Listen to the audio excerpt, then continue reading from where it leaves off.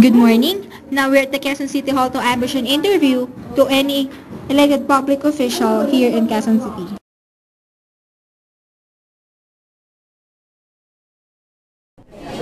Tsaka ng mga infrastructure, covered courts, purpose, yan, mga health centers, mga tulay, yan, may basketball courts, marami tayong mga drainage na improvements, asphalt yung mga kalye.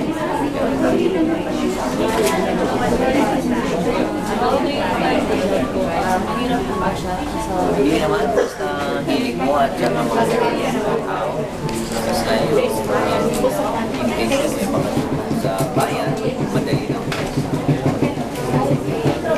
Hindi po ba siya naka-affect sa pamilya? Hindi naman. Kailangan pinapatches yung meron ako mga barangay visitation day. Every Friday yun. Meron ako People's Day. Every Friday morning naman yun. Meron naman akong time sa Congress. Sa gabi naman is most of the time with my family. And Sundays. So it's just a matter of time management.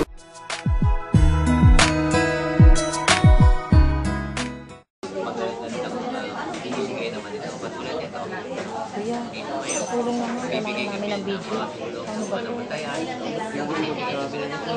kasi nakabitali ito sa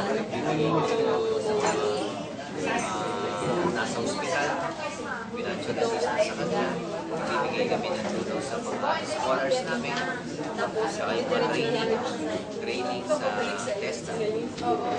ano po yung Para mawala record yung cellphone? Announcement ni Presidente na i-abolish ito. Kumain na. Para mawala na yun. Ano po yung sa divorce? Totally hindi ako papayag.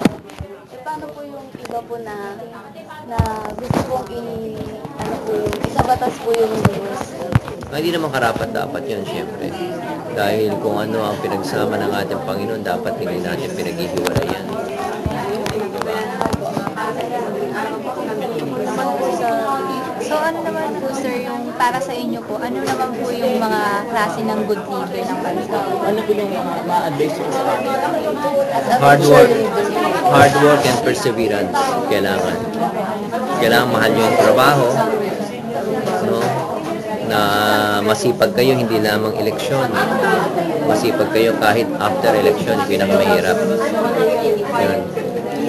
Kailangan isa puso nyo lang yung ginagawa ho ninyo. How do you define a good leader po? A good leader is who serves by example. So, kung meron kang ipaggusto, ipagawa sa taong bayan, dapat ikaw ipakita mo muna na ikaw ang gumagawa nun. You cannot expect other people to follow you kung ikaw mismo nagbabiolate ng mga sinasabi mo. So, you should lead by example. Sir, do you think our president is a good leader? Oo naman. Meron siyang moral ascendancy. Meron siyang credibility. Meron siyang strong character. And that is what is expected sa tao. Yung malinis. Thank you po. Thank you. Thank you din Sir, sir. thank you po.